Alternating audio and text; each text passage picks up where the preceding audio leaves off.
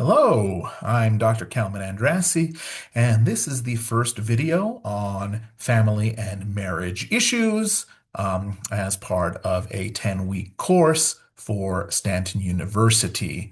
So the purpose of this video is to introduce some of the concepts that are going to be addressed in class, and to formally invite individuals to begin to think about the structure of marriages in the modern world and how things have evolved over time. So this class takes more of a sociological approach to understanding families and views families from that perspective. So let's begin with a little bit of a definition of what the family is. So we start with the U.S. Census Bureau's definition of a family as two or more people related from any of these different categories by birth, uh, through marriage, or through formal adoption. Now, that definition might not necessarily mesh with a lot of the modern notions of what a family ultimately is today. So, many Americans, for example, accept divorce, which is the termination of a marriage. Now, is a person part of some sort of a familial structure if they are divorced from one of the members of that family? Therein lies a big question about the structure of family, right? Cohabitation is another phenomenon that Americans are perfectly accepting of. But does somebody become a part of a family if they live with that family, even though they don't have any formal relations by birth or marriage or adoption? A lot more Americans are okay with remaining single. They're okay with same-sex marriages. And of course, remaining child-free. And all those are viewed as potentially legitimate familial structures, even if they don't necessarily mesh with that U.S. Census Bureau definition. Okay? Another concept that has a lot more of a prominent uh, and legitimate view in the eyes of many Americans is the notion of a fictive kinship with other people. So those are going to be non-relatives with whom individuals share very strong and intimate bonds as well. So ultimately, families, they play a primary role in a lot of cultures around the world, and they're certainly very important in American culture. And there's a lot of things that need to be addressed in coming to understand what families are all about. So why does this all matter, right? Well, how we define family has consequences as far as both formal and informal rights. So as an example of that, employer insurance plans often only cover married spouses and children, not anybody else in the family. Um, and of course, in recent years, there have been um, some instances in which individuals in domestic partnerships have run into various legal obstacles. For example, being able to visit a partner that you're not necessarily married to in the hospital, for example.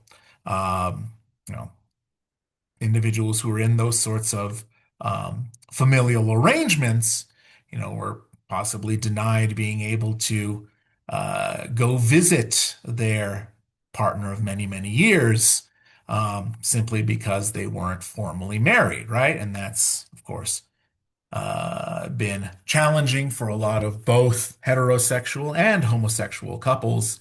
And it's all because they didn't have that very special uh, familial designation of being married. Okay? So the way we're going to approach a lot of these issues, again, is to look at it from a sociological perspective. Okay? Um, and kind of the core basis of some of the sociological approaches that we can take to understanding families come from prominent sociologists such as C. Wright Mills, who discussed the sociological imagination, which is basically um, the analysis of the role of a person's individual and personal experience within the context of wider society.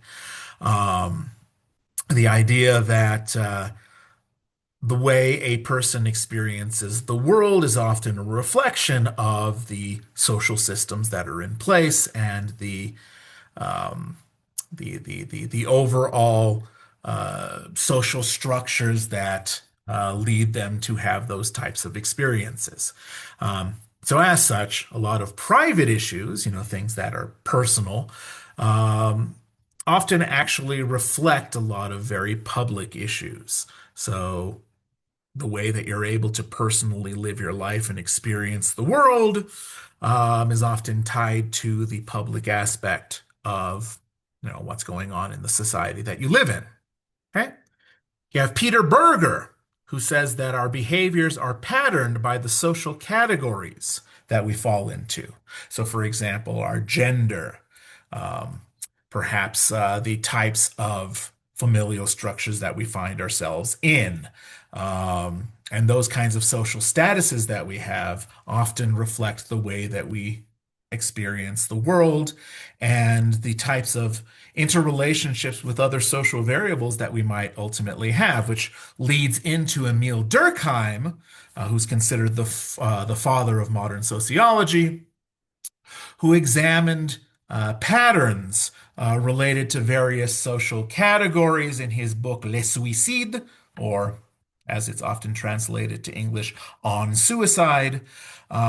Basically looking at all sorts of different social categories like age, gender, religion, marital status, etc., and see how that relates to some sort of a social phenomenon. So Durkheim advocated for examining the social world by looking at the patterns and the trends that exist on the basis of objective empirical evidence and seeing what kinds of interrelationships exist between different types of social variables.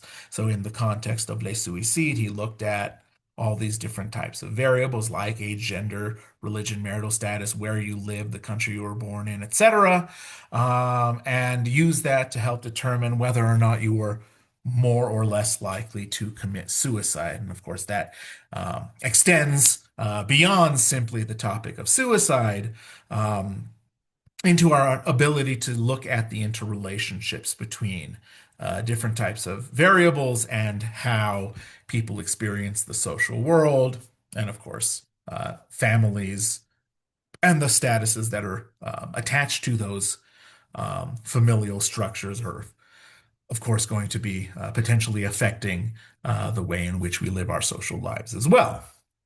Okay. Um, so a lot of how this course is structured looks at various social theories and how they relate to families and marriage and things, pardon me, things so related. Um, so we have here a number of different sociological approaches to understanding the world, starting with more of a macro social understanding of the world around us, and then narrowing down to a more micro understanding of the way that families ultimately function. So we start with structural functionalism, or sometimes just referred to as functionalism, which is sort of the most macro an approach to understanding these kinds of social theories. So, I mean, the long and the short of it is the idea that, the family is sort of an institution, um, and structural functionalism looks at how that institution functions, how it maintains itself and its own needs, and how that all relates to the broader society.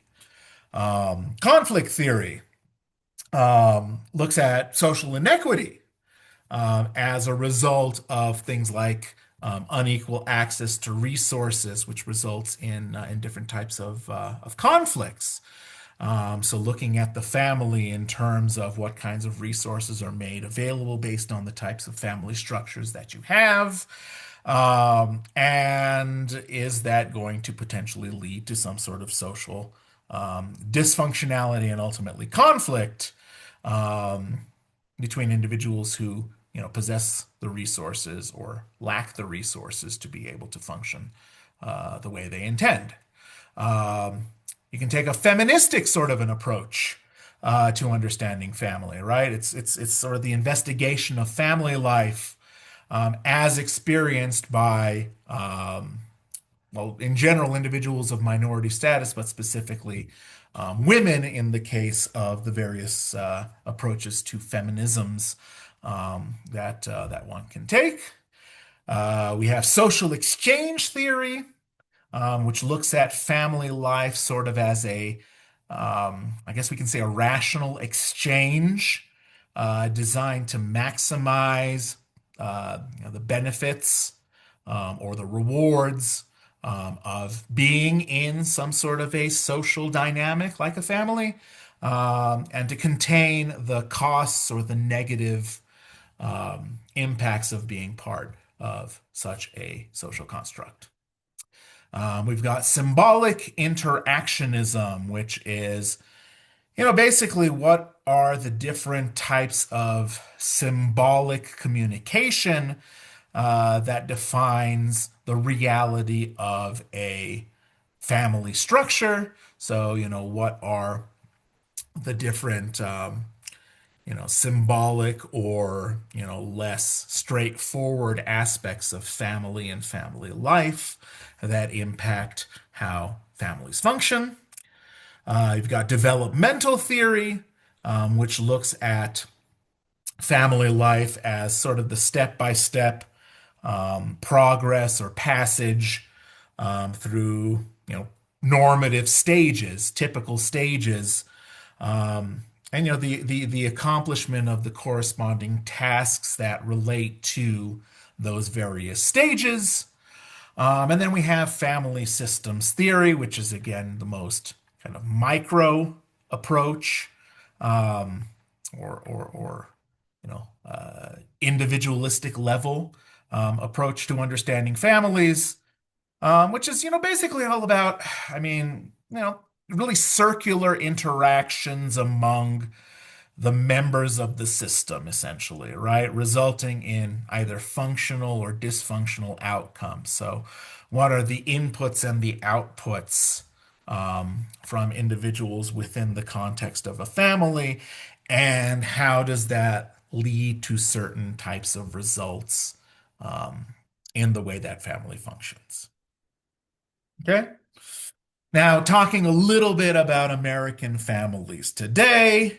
Men and women are more likely to postpone marriage. Speaking from personal experience, I'm 43 years old. I was married in 2022, so I was 40 years old when I was married. And that really bucks the trend of traditional marriages that often would take place, you know, in the late teens and early 20s, historically in many parts of the world. Um, that being said, there are fewer individuals that are never married, um, but it's considered perfectly acceptable for individuals to never wind up getting married. Family size has been shrinking in the last 100 or so years in particular. Back in the day, families would often aim to have many, many children. And nowadays, the nuclear family with, a mother and a father and what is it, 2.2 children, um, became the norm in about the last 50 or so years, and that in itself is also changing pretty significantly.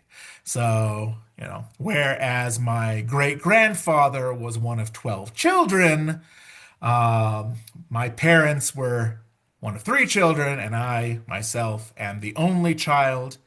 And if you look at all of the individuals in my generation, um, we don't have more than two children for any of us. Of all the children that came from those 12 siblings that my great grandfather was a part of, right? So family size significantly shrinking, um, not just in my own personal experience, but in many parts of the world as well. Divorce rates are also actually down in much of the world, which is, I think, quite fascinating, an idea as well that we're going to get into pretty significantly. There has been also the rise of working mothers. So if you do have a situation in which individuals get together specifically for the purpose of procreation, oftentimes mothers are working, and that is a significant difference from what has been historically the case, where the expectation was for mothers to stay home and raise the children. Furthermore, there are a lot more single parent households, either individuals that were never married in the first place or individuals that did wind up getting a divorce. And as a result, um, a single parent ultimately raises the child. Of course, notwithstanding other circumstances that might exist why there might be single parent households. For example, the death of a parent or other things like that. Okay. Now, that all being said, in the United States, there is a definitive lack of national family policy that we're going to see contrast very significantly with other parts of the world. Um, but to kind of explain that, the United States has had a pretty strong history of really rugged individualism and a very strong distrust of government and its programs, right? The United States itself was sort of formed on the idea that government is not always acting in the best interest of its people, ergo, the people have have an imperative to rise up against bad government, and that is the entire basis of the Revolutionary War that led to the formation of the United States after being um, the uh, the colonial subjects of the United Kingdom, and then of course other parts of what is now the United States, also colonies of places like Spain and France as well. Um, just the general idea that politically the United States um, has not been completely gung ho, if you will, about the government enacting any types of policies and programs, right? And that being said, of course, programs are paid for by higher taxes, and Americans don't really like to pay taxes. I have a sneaking suspicion that people around the world don't generally like paying higher taxes, but that again is another reality of if you're going to have some sort of a program in place, it's going to have to be paid for. Who pays for it? Of course, the individuals who pay their taxes. So this course, uses the policies of many other countries as the basis for comparison. Um, Very many opportunities for that, in the upcoming sections as well. But it'll be really interesting to see the way things are done in different parts of the world. Okay.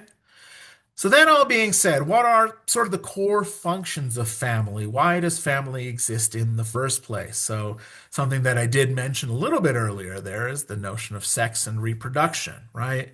Um, to continue to keep the human race going, it does require individuals to engage in sexual reproduction.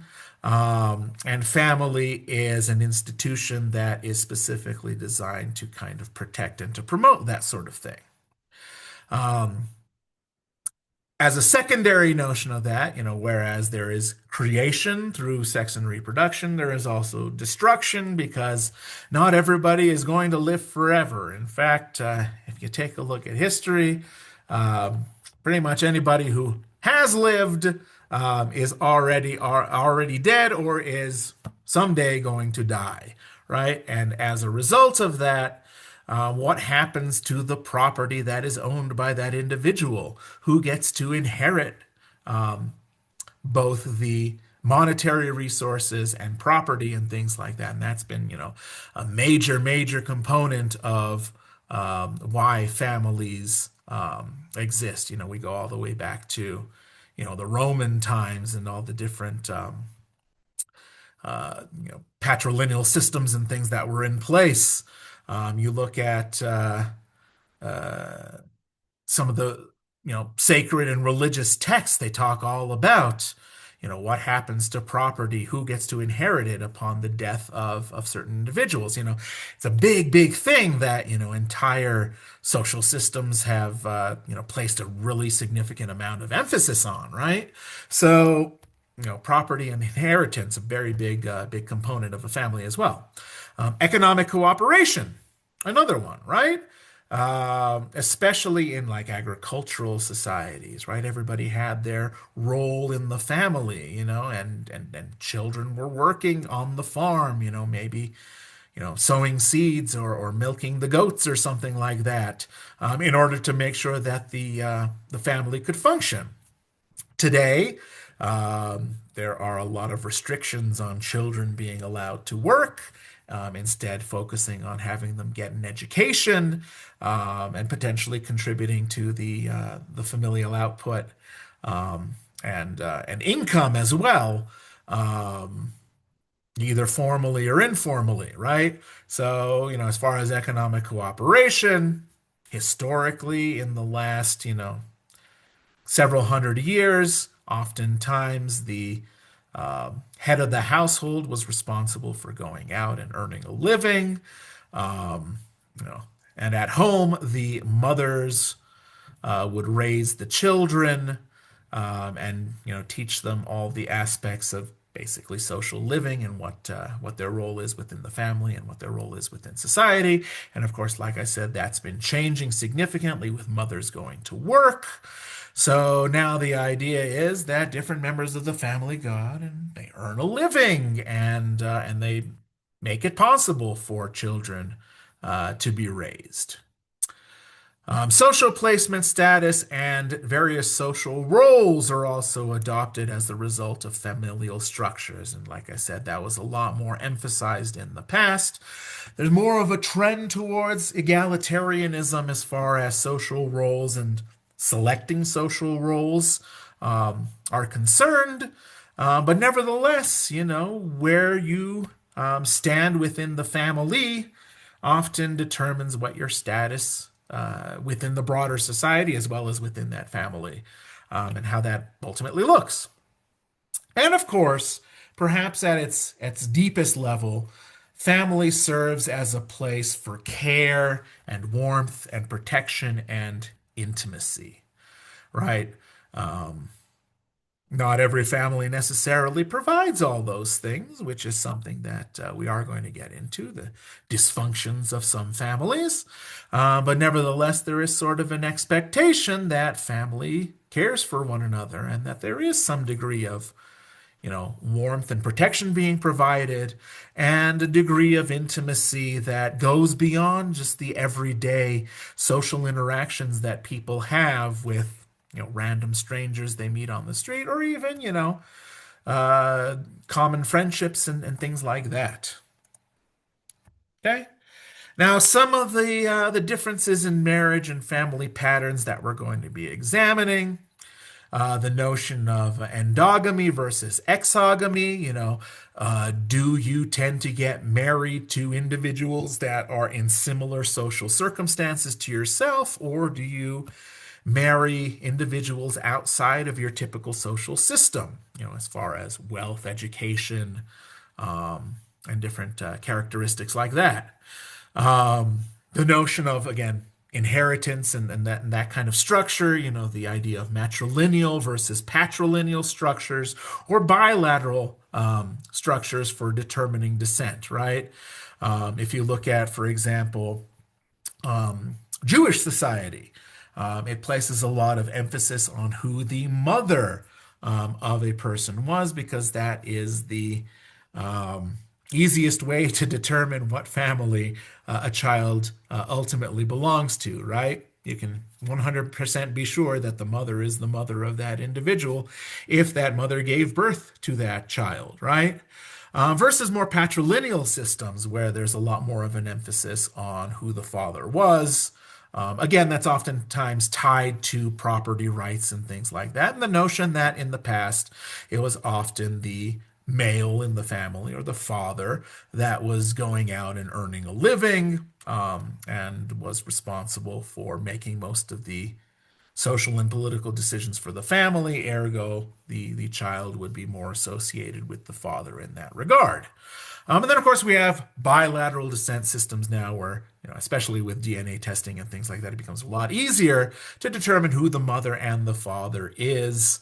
Um, and, there's the general emphasis of, uh, associating a child with both the mother and the father, and there being relatively equal importance of both of those parents on that individual's lives. Um, Monogamy versus polygamy. How many spouses can an individual potentially have within a given society?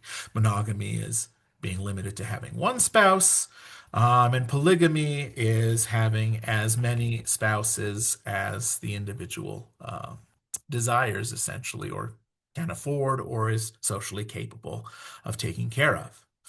Patriarchy versus matriarchy versus egalitarianism as well. So, as far as familial structures are concerned, who really has the power within the family to set the rules and other things like that? Is it, patriarchal? Is the head of the household a male generally? The father figure oftentimes, or a grandfather figure perhaps?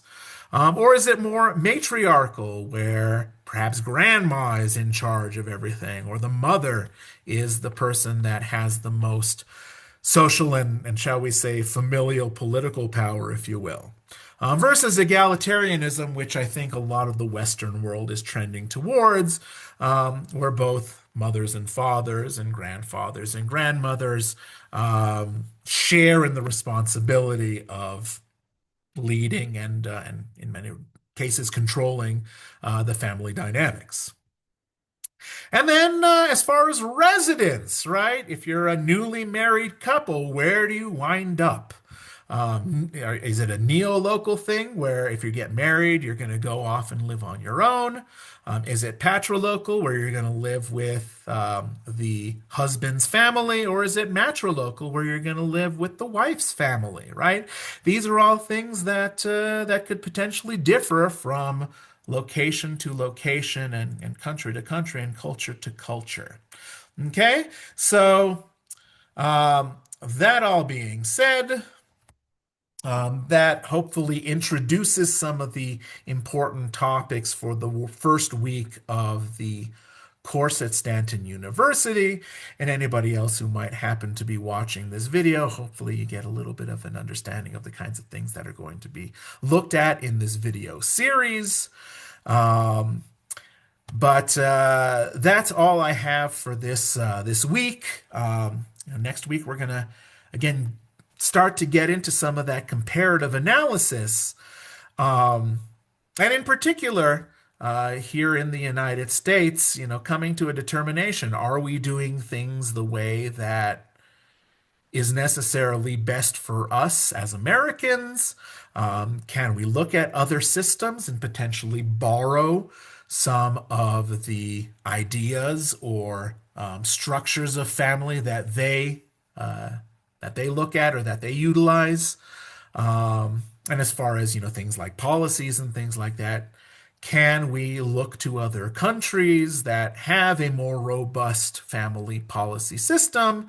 And is there anything that could work here in the United States that would be of benefit to most Americans, and American families in particular? Or do we stand by the rugged individualism and distrust of government that we've had to keep any type of family policies or family programs at a minimum. So I look forward to seeing you next week.